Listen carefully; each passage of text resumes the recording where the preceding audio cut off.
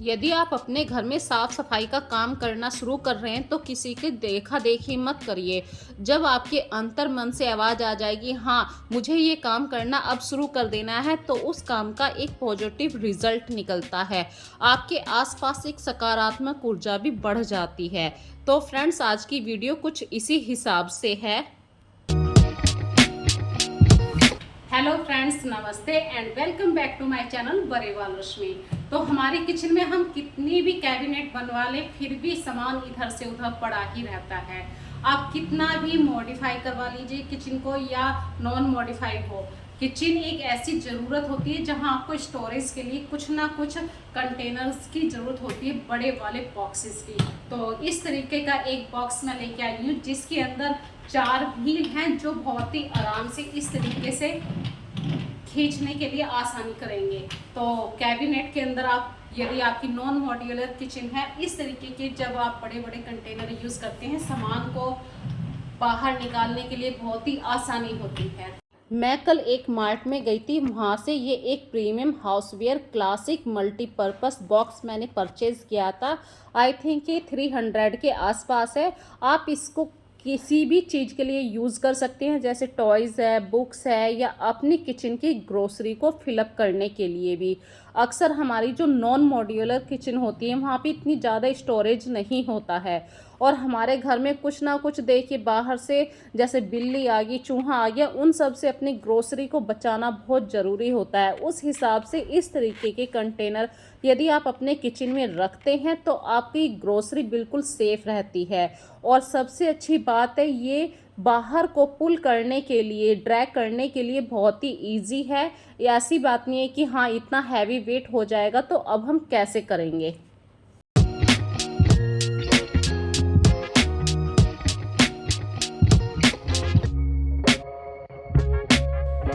जब हम अपने घर के काम करते हैं तो हमारे माइंड में बहुत सारी ऐसी बातें चल रही होती हैं कि हम उनका कैसे यूज़ करें। कोई भी बेकार सामान है उसका भी हम यूज़ करना जानते हैं। तो कुछ हैक और टिप्स भी मैं आप लोगों के साथ शेयर करूंगी आज की वीडियो में। और आज है कृष्ण जी की छठी, यानी 31 अगस्त। और फ्रेंड्स, मैंने अपने घर में जो आज कान्हा जी के भोग के लिए बनाया है वो है कढ़ी चावल। तो चलिए बिना देरी के स्टार्ट करते हैं आज की वीडियो।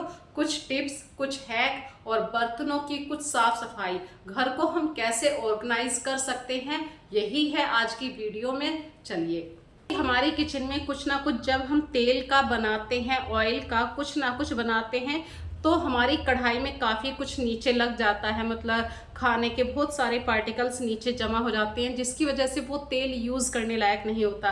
तो आज ऐसा ही हैक आप लोगों के साथ शेयर करना चाह रही हूँ, जिससे आपका ऑयल बिल्कुल ऐसा फिल्टर हो जाएगा कि आप सोचेंगे कि ये बिल्कुल न्यू पैकेट है।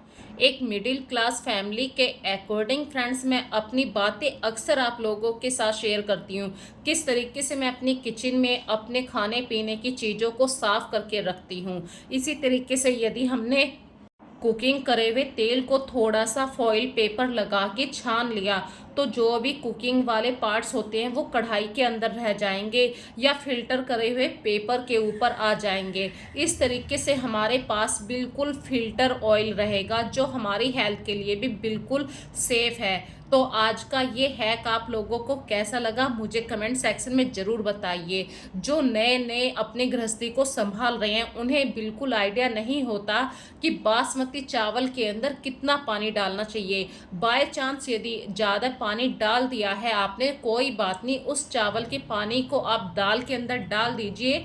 मतलब चावल को पानी से बिल्कुल सेपरेट कर दीजिए और 1 चम्मच आप चावल के अंदर घी मिला दीजिए, तो आपके चावल बिल्कुल खिले खिले बनेंगे। आपको बिल्कुल भी गुच्छे वाले चावल नहीं मिलेंगे। ये हैक बहुत ही प्रैक्टिकल है और इफ़ेक्टिव है। यदि आज का ये हैक आप लोगों को पसंद आए तो प्लीज़ फ्रेंड्स मुझे कमेंट सेक्शन में ज़रूर बताइए। इसी तरीके से हमारी किचन से रिलेटेड हम बहुत सारे ऐसे कपड़े यूज़ करते हैं, जैसे एप्रन है, किचन के टॉवल हैं, किचन को साफ़ करने वाले कपड़े होते हैं। और अक्सर हम उन्हें ऐसे ही किसी दरवाजे के पीछे रख देना या किसी टोकरी में रख देना, इस तरीके के हैक यूज़ किया करते हैं। पर यदि आप एक पर्टिकुलर जगह बना लेंगे अपने किचन के कपड़ों को रखने के लिए, एक तो इससे आपकी किचन भी व्यवस्थित लगेगी, बिल्कुल फैली हुई नहीं लगेगी। आप अपने किचन में अपने पुराने कपड़ों को भी यूज़ कर सकते हैं। ज़रूरी नहीं है कि आप बिल्कुल नए टॉवल ही यूज़ करें, बस चीज़ों को सही से व्यवस्थित रखना है। इसी तरीके से फ्रेंड्स, मैंने एक दिन पहले वाली वीडियो में अपने ये लटकन वाले कर्टेन वॉश करे थे।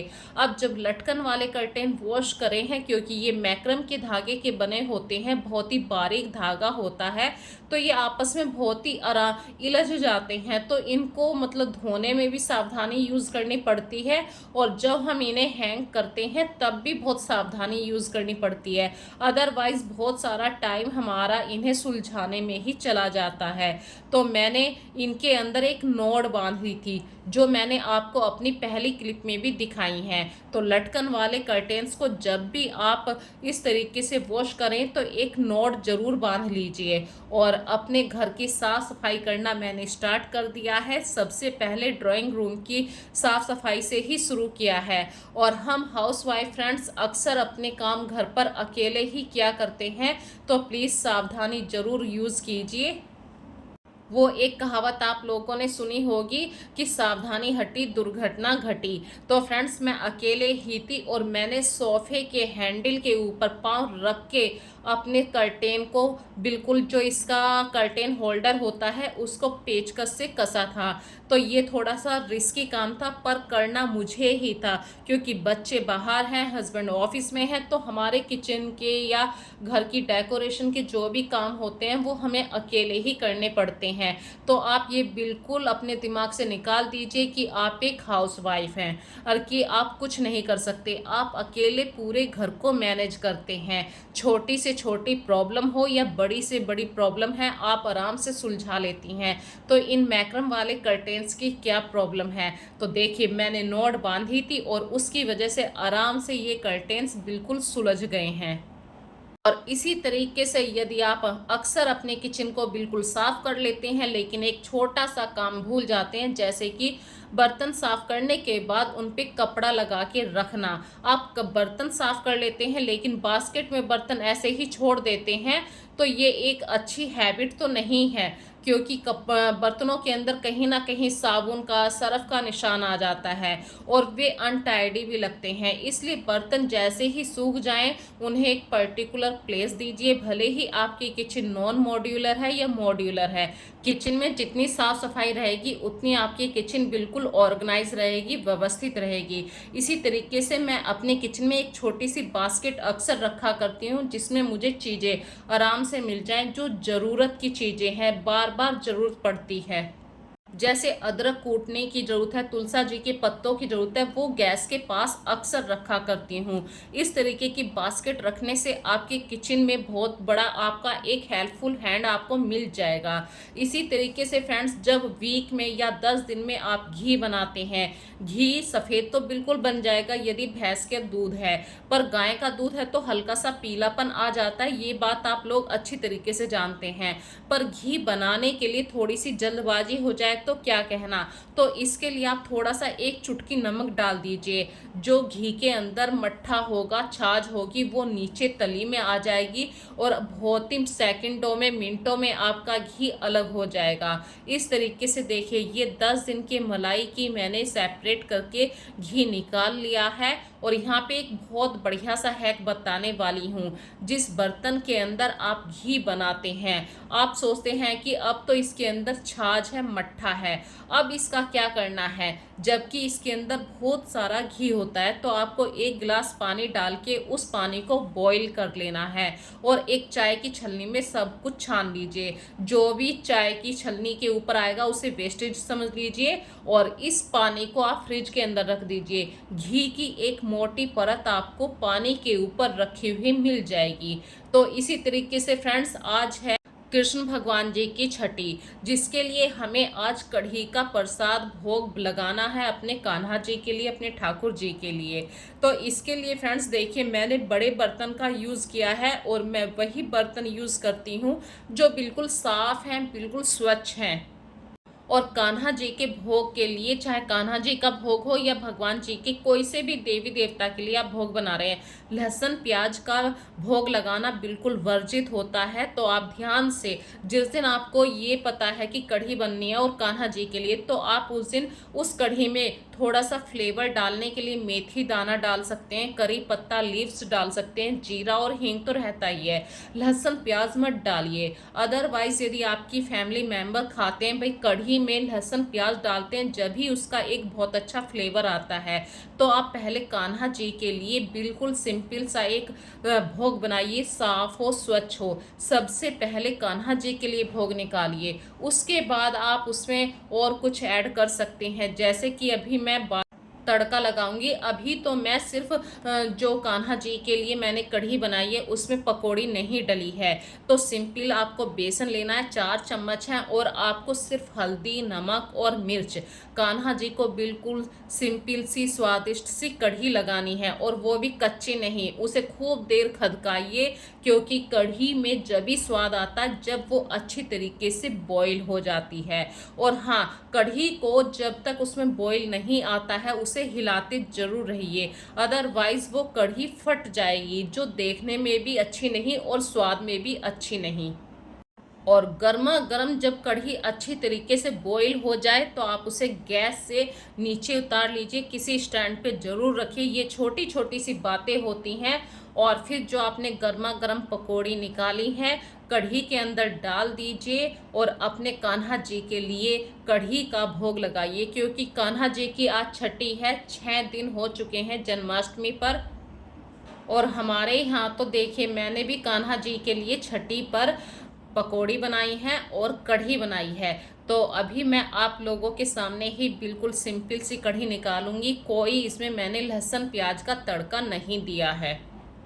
और लहसुन प्याज वर्जित होते हैं। और जो आज कढ़ी बनाइए इसमें आपको ज़्यादा नमक मिर्च भी नहीं डालने हैं, आपको बिल्कुल वही भाव रखने हैं जैसे एक छोटा बच्चा होता है, वो ज़्यादा तीखा खाना पसंद नहीं करता है, इसीलिए छठी वाले दिन कढ़ी को बनाया जाता है। और बिल्कुल मतलब सिंपल से कढ़ी बनाई जाती है, जो प्रसाद के रूप में आप अपने नेबर में भी दे सकते हैं।